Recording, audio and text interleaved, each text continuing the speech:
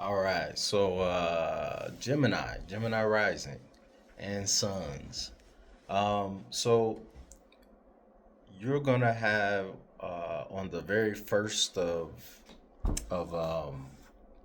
January, you're gonna have Mercury going into Capricorn, and Mercury has been in Sagittarius for a while in December, and on the very first day, it's going into Capricorn, which is your eighth house, and what I think is happening is like right now in your eighth house of Capricorn, you have Venus, Mars, and the Sun there.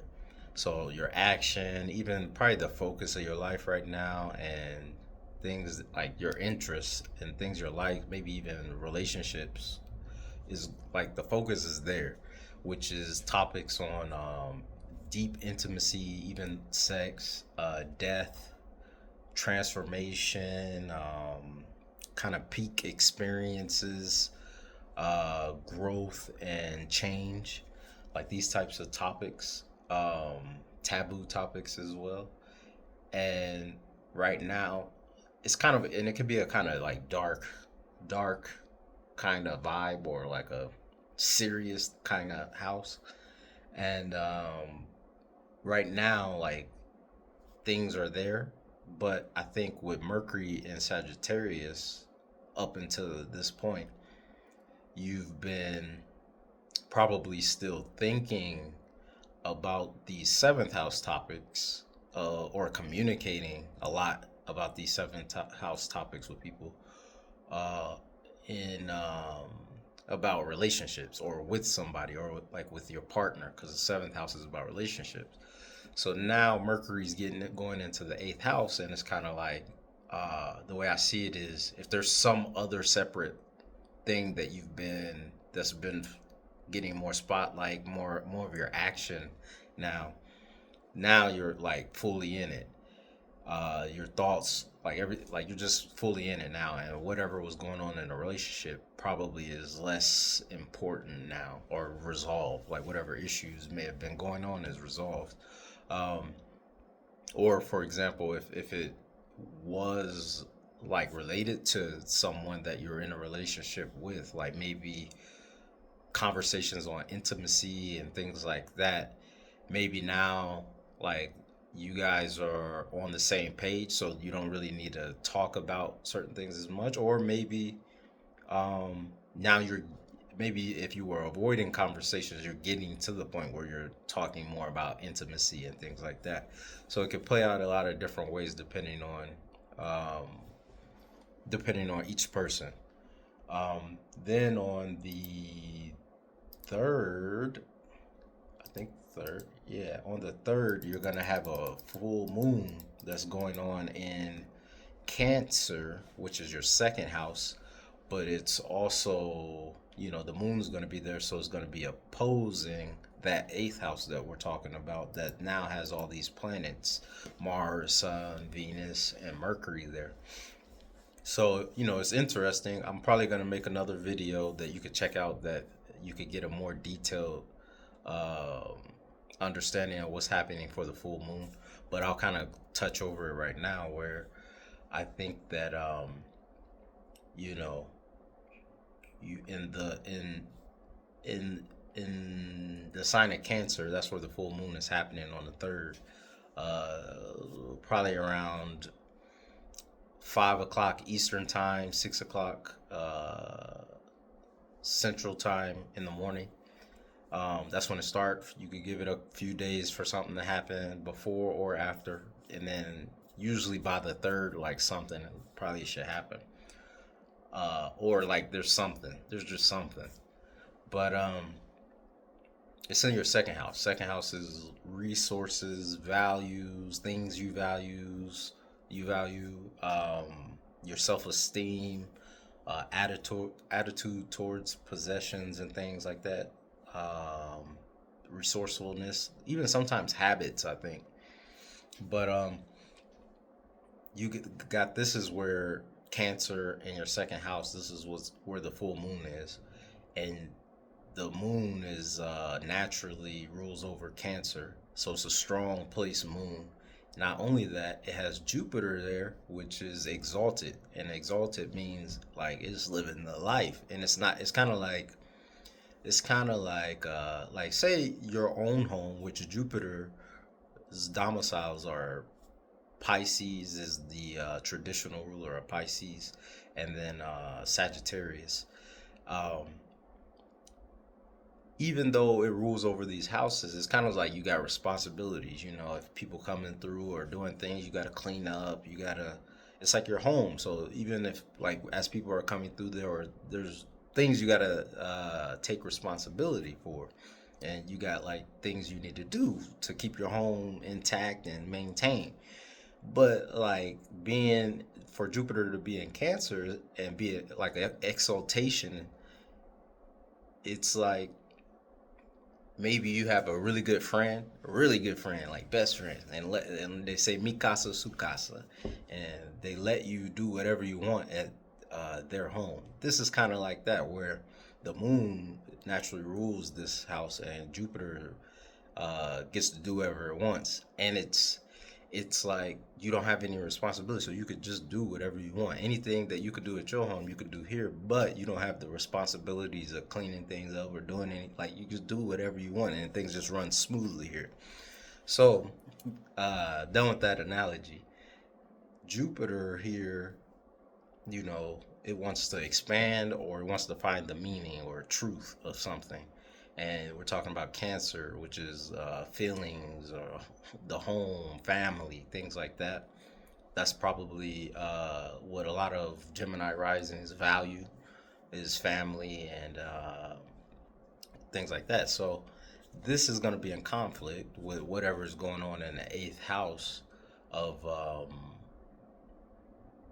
of maybe some deep topics that kind of gut wrench. I think of the eighth house as like kind of gut wrenching like topics, things that like that cause you to kind of emote, like it's that type of, it's like primal, like the eighth house is kind of like a primal house. So like I said, that could be intimacy with somebody, like a deeper intimacy. That could be a transformation in your life some way, somehow, like change, like big change. um I'm trying to think, like death. It could talk about death and things like that. It could talk about also shared assets, debt, loans, taxes. These types of topics as well could be coming up around this time. And so um, it could be that, because you also got to think Mars is in that house of Capricorn in the eighth, and Mars is also exalted there. And Mars functions way better than even in its own signs of Aries and Scorpio in Capricorn. So, and then you got the Sun and Venus and Mercury there too. So there's going to be this like kind of pool, really that's going on around this time. So, like I said, I'll go more into it around in my full moon video, but expect that there's this opposition maybe between what you value, your own personal values, your own money, second house, and maybe debt. Maybe you got to pay off debt because Mars there. So some type of action is probably needed in this eighth house. That's where action is. Maybe your feelings and are in the second house. You feel a certain way about these second house things, but action and spotlight is being called into this eighth house. But with Venus there, it could be something that you're on board with as well. So yeah, it depends. It could play out for in so many different ways for different people. Um, but yeah, I'm interested in seeing what that looks like. So please let me know in the comments how that turns out for you guys. And then if we look onto, let's see, onto the 10th, you'll have even Mars, exalted Mars opposing exalted Jupiter in these two houses. Exalted Mars in the eighth, exalted Jupiter in the second at 20 degrees. You'll also have in Capricorn in that eighth house the Sun at 20 degrees and Venus at 21 degrees. So I think even this day, it's probably going to be similar topics to that full moon. It might even be more of that culmination, like that peak point, even of whatever is happening on the third. But, maybe just even, I would even say from maybe the second to around this time, the 10th, 11th, 12th, like there's just this push pull between these two houses. And I think because they're exalted, maybe you could, it's not a bad thing. It's just things are really happening in these two houses where you're balancing, or yeah, maybe that's a good way to put it, balancing two different things, but it's actually working out. Yeah, I definitely would like to see how this plays out for every rising sign, really. Like this strong pull in this way and the strong pull in the opposite way. Then you're gonna have, I would say, around the 16th. Yeah, the 16th, you're gonna have even the moon join into Capricorn as well. So now you're going to have five planets in Capricorn: Venus, Sun, Mars, Mercury, and the Moon. And it's just really further emphasizing whatever is going on in that eighth house of, like money, like shared money, and kind of like deep. Yeah. So if you look, like, yeah, it's gonna be like like I said, those gut wrenching topics. And then even if you move forward like a day, then Venus is gonna come through around, or sorry, into Aquarius. It's gonna come into Aquarius, and then what I think is gonna happen is you're gonna see that, like, something about this ninth house Aquarius, which is ninth house is usually like travel, higher education, maybe expansion of the mind, like expansive thoughts, beliefs, religions in this house, even foreigners or foreign things could be in this house. So if there's a foreign love interest or something like that, that's gonna, something around that is gonna kind of capture your interest once Venus goes into Aquarius. And then you'll notice, like, all the other planets, the Sun, Mercury, and Mars, are all going to follow suit into Aquarius as well. So I think something's happening where your interest is getting caught, more of the spotlight and focus is falling into this house. And then your mind starts to be more wrapped up in this ninth house topics. And then eventually you're going to start taking actions towards what's ever going on in your ninth house. And then even if you look on the 18th, the very next day after Venus goes in there, there's going to be a new moon. The new moon's going to be in Capricorn at the 28th degree. But I think because it's still close to Venus, it's only like, because Venus would be at 1 degree. So it's close enough to where I think Venus is still going to have some type of a say in what's going on around this new moon, which is a new start. You're seeding something, a new idea is getting started, new cycle is getting started. And even though it's in Capricorn, I think, which is your eighth house, so kind of these deeper topics, it could be death, sex, some type of transformative topic. Like I said, assets, loans, shared assets, I should say, loans, debt, those type of topics. Anything around those topics, something around that might be starting something, like maybe there's an ending there that starts something in that ninth house, which could be starting you, like maybe you pay off your debt and now you can travel. Maybe you pay off a debt, or you come to a resolution with some deep intimate topic. and then now you're enrolling into some type of higher education. Maybe you're going overseas because far distance travel is what the ninth house rules. Um, Maybe you're falling in love with a foreigner or somebody who's not from your background. So I think, yeah, Venus is gonna lead the way, and then it's gonna start some type of it's gonna be a catalyst for something to happen.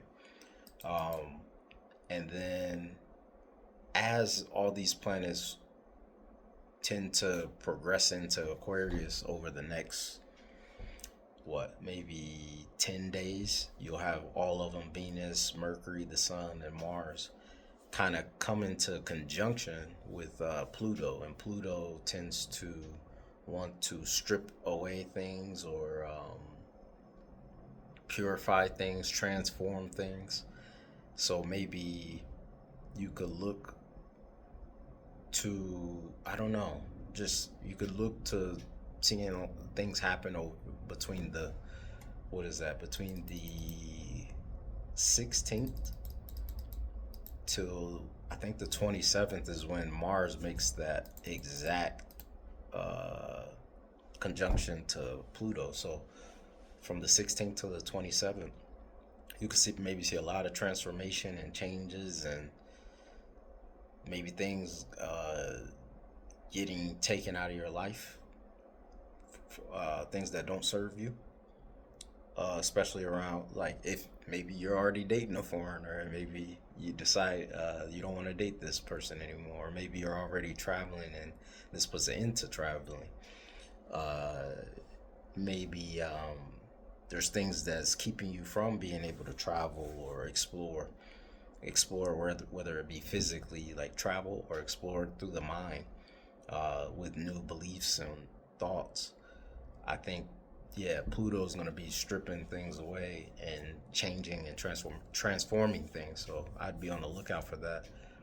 And then I would say the very last thing to talk about is on the 27th, or not on the 27th, the 26th.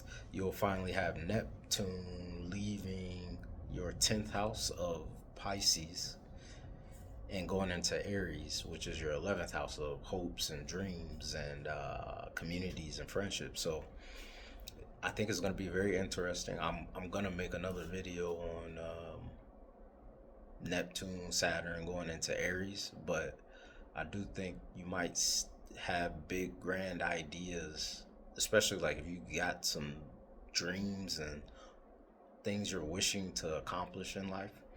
This Neptune may help, and it may give you enough delusion to achieve them.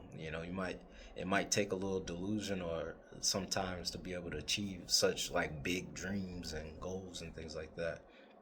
What also can happen, because the 11th house rules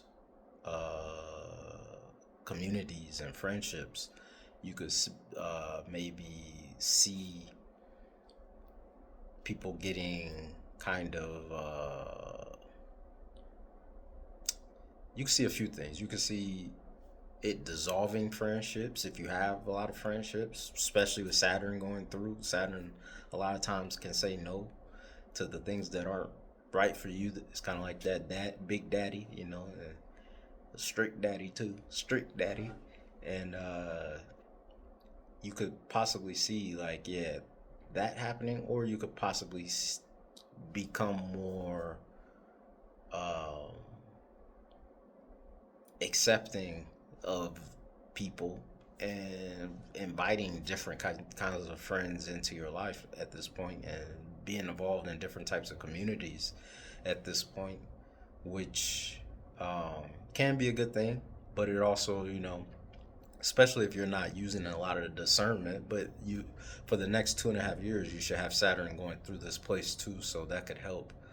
But when you don't have discernment, you could be getting involved with communities that you'll only find out in time that you don't want to be a part of, or you could be accepting people as friends that you don't really know, like, who they really are. And that could be for good or for bad. They could be a bit elusive, because Neptune there. But like I said, with Saturn here, I think over the next 2.5 years, it could be a positive thing. I think once Saturn leaves, that's when, you know, as much as possible, you might want to be weary because Neptune's going to be going through this house for the next about 14 years. So it's going to be life changing by the time it gets out and enters Taurus into your 12th house. So, anyways, I'll probably make another video on that. But yeah, I'm looking forward to seeing what's happening. And if you guys want, I would definitely like to hear like what's happening for you guys. So if you could leave a comment in my on the video, that way I can like know and see like how these things actually play out. I have these ideas of how they're gonna play out in my mind, but I like to see how they actually play out. So, all right, have a good one. Enjoy January.